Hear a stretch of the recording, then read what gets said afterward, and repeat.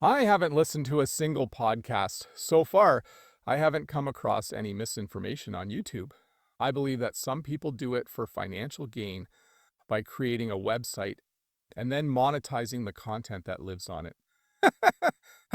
An anonymous donor told Daystar Television that they feel emotionally and financially robbed. Holy cow. The allegations against Daystar's CEO, Joni will be discussed in great depth. Please understand that this is more than simply a public relations gag. An intriguing aspect of this is that it's not merely a matter of a few dollars being misdirected. Several high-priced properties, including a massive ranch in Texas, were reportedly purchased by Lamb using millions of dollars in donations. My word. And a private plane too. I understand. For the life of me, that isn't how I envision spreading the word. It's hilarious in a whole new way, isn't it? I understand. On the other hand, Daystar has a huge following among Christian TV viewers. This clearly isn't an unsuccessful church-baked sale. There might be massive repercussions. Sure thing. Everything that ought to be trusted between faith groups and their supporters is betrayed by these assertions. Things are already complicated and the lines might not be clear. Daystar is a global network, so it naturally has some operating expenses. For instance, a private jet is necessary for their show-related travel. The boundary between mission necessities and individual indulgences is puzzling to me in light of this. For example, what is the boundary? I'm conflicted even before we discuss the specifics of these accusations. I understand. We can disassemble those. Several $100,000 were allegedly spent on those properties, the jet, and other lavish vacations, and a honeymoon. Someone contributed to the vacation fund. Assist me in comprehending this. Could these expenses be attributed to the ministry in some way, or are they said to have been personal expenses disguised as something else? The argument boils down to this, that private funds were falsely classified as ministry-related expense. Worse yet, the allegations state that bullying and threats of legal action were used against anyone who dared to express concerns. This goes beyond simple mismanagement of funds if that is correct. It might be about a cover-up, which is even more terrifying. Is there solid evidence supporting these assertions, or are they merely hearsay?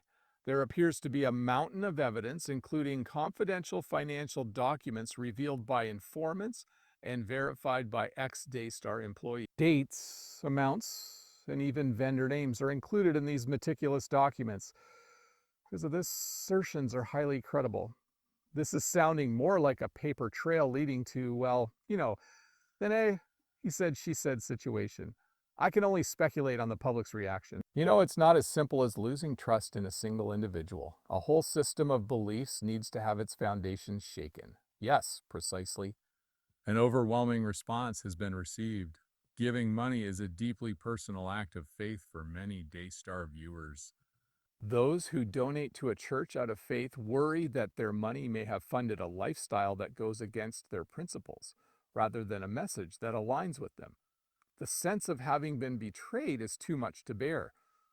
What a crushing blow to your gut it must have. So, what are people supposed to do? Is there a coordinated effort, or do they solely express their anger online? There is more to the story than the outpouring of sadness and fury on social media. A full and transparent independent audit of Daystar's finances is being demanded, along with Lamb's resignation. Lawsuits against the network and Lamb are even being considered. I understand. The situation is rapidly deteriorating. Now that he is the center of attention and everyone is furious, what options does Lamb have? Is there a more effective course of action she can take, or should she simply be patient and hope it passes? Ignoring this is not an option. The damage is already done. Can that harm be reduced? That is the question now. Every possible next step comes with its own unique set of obstacles and potential rewards. The action starts to heat up now. According to these authorities, Lamb needs to prove its responsibility by taking swift and strong action. Not merely a well-worded statement from the public relations group, but concrete measures to address these allegations. Very well. Not just words, but actions that demonstrate your readiness to confront the problem directly are what we're referring about. Consider a public reprimand, transparency regarding Daystar's finances, and potential changes to the company's management structure and methods of financial oversight. But then they'd have admitted guilt, which could lead to further legal complications. And that is all, isn't it? They may face additional legal complications if they admit fault.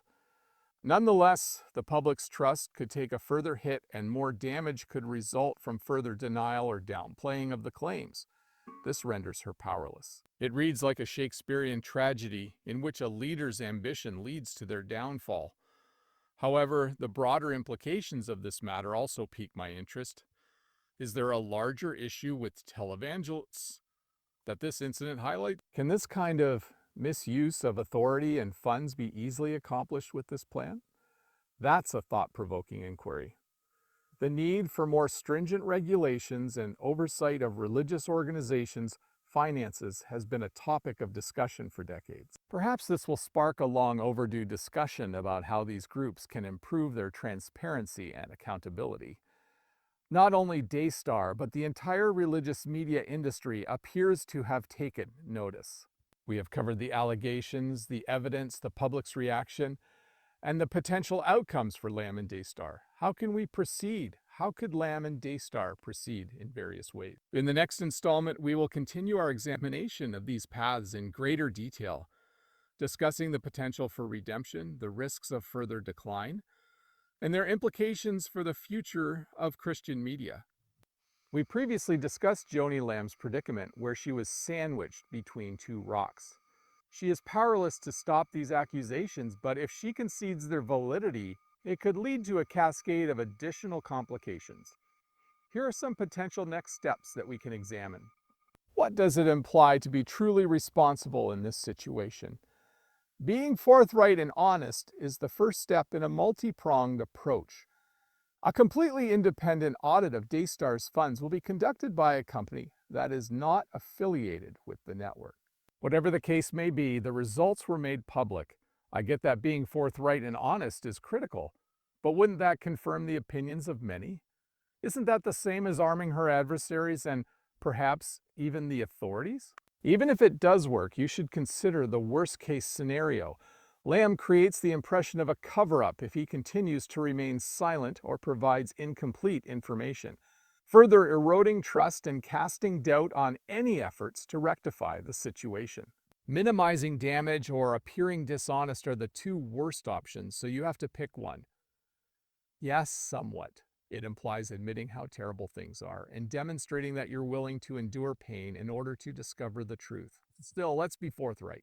Would those who feel cheated be satisfied with a public apology and an audit of the finances? I mean, here are folks who partook with their own money in the hopes that it would aid a cause near and dear to their hearts. I agree with that. On their own, those measures may not be sufficient. A concept known as restorative justice is useful in this situation. According to some experts, Lamb should consider selling her expensive homes or using her own money to find a way to return the stolen funds. It's an audacious step. Such an action would be highly assertive. Is it even mandated by law, though? Refunding the money after apologizing for wasting it would be the same, right? The wording of the law is vague. What makes this case so complicated are the various legal issues, such as how the money was wasted and whether it can be proven to be intentional theft. Morally and ethically, it's the correct thing to do because it demonstrates genuine regret. Come on, let's play the villain for a second. Is there a plan B in case Lamb rebels? Is it possible that she could launch an offensive in which she denies the accusations and accuses her Christian media opponents of being behind the smear campaign? Although it's not entirely out of the question, taking that step would be dangerous. These tactics have been used by individuals in the public sphere who have been involved in incidents. The problem is that it is frequently ineffective. What causes that to occur? Why? Because in this case, people's perceptions matter greatly. The public's perception of an issue can be rigorous and hasty in its evaluation. Lamb gives the impression that she has something to conceal if she is overly guarded or evasive. Because of this, it may be more harmful to be cruel to her in order to prove your point, regardless of whether she is innocent. Very well. It further emphasizes the story's theme of corrupt individuals abusing their positions of power. It appears that her primary concern is ensuring her own safety rather than assisting the individual she is supposed to assist.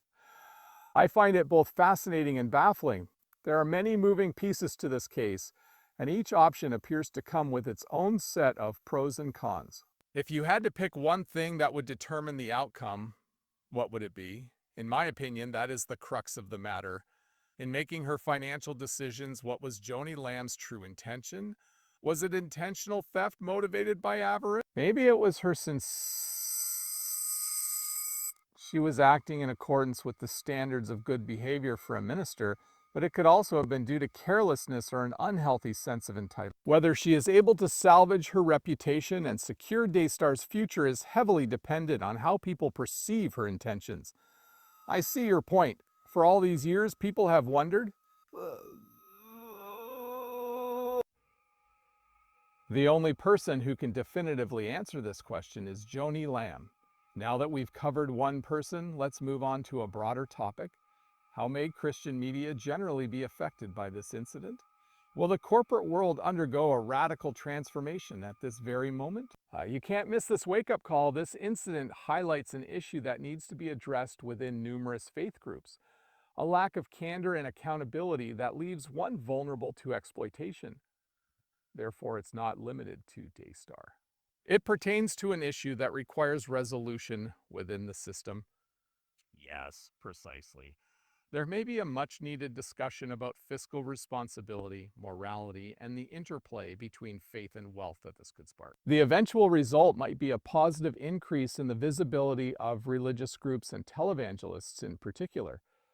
I understand sunshine is the greatest disinfectant, as the old adage goes. Even if it requires a scandal, things can improve once these issues are brought to light. Very well.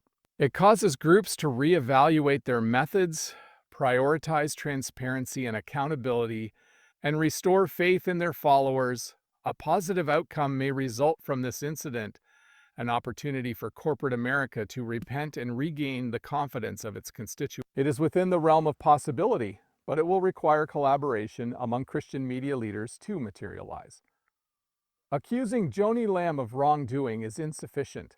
They need to do something to make sure this kind of thing doesn't happen again. We have covered the potential for recovery, the dangers of denial, and the overall impact on the company. However, we should revisit Daystar. What is the next step for this network? Has it damaged their reputation to an irreparable degree? Or will they be able to move on? There is no easy solution to the million-dollar question. The future of Daystar is uncertain, but only time will tell. How the investigation progressed, public opinion regarding Joni Lamb's actions, and most crucially, the network's adaptability and responsiveness. In what ways are change and adapt defined?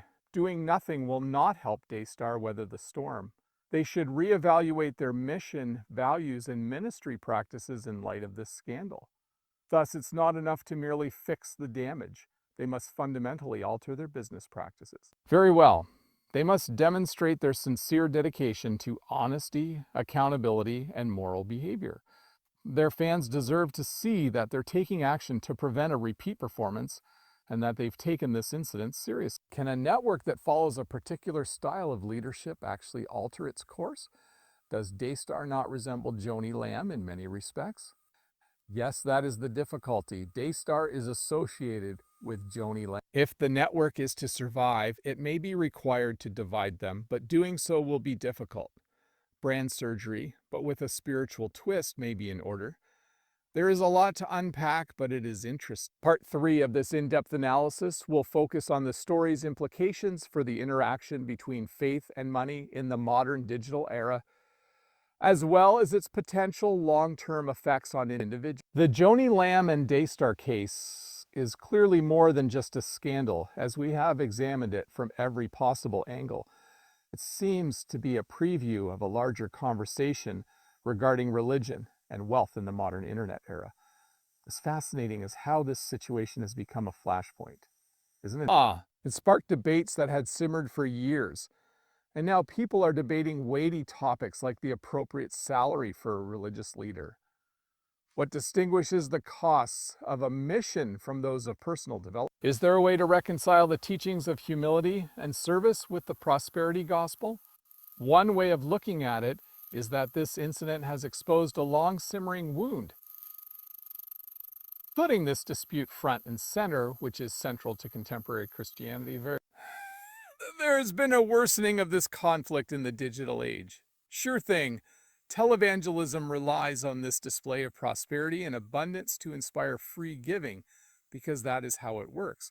However, watching that show can blur the line between genuine service and the pursuit of fame and fortune. You do realize that it's similar to the Holy Book? The more individuals who tune in and chip in, the more lavish the lifestyle becomes. Things can quickly spiral out of hand in this feedback loop. Sure thing. In addition, the rise of social media has exacerbated the problem, just a smidgen. Now that they have influence, religious leaders meticulously curate their online personas to project an image of piety and financial security. It creates a culture where material wealth is viewed as a manifestation of divine favor, and appearances matter more than inner contentment. Truthfulness and transparency, which are highly prized in the modern world, may collide with the more showy aspects of religion that have grown in popularity online. Yes, precisely. We are reevaluating our expectations of religious leaders as a result of this battle. To rephrase, do we want them to be relatable protagonists who struggle with universal issues? Or are we hoping they'll be these wacky symbols of spiritual and material prosperity? In my opinion, that question lacks a definitive answer.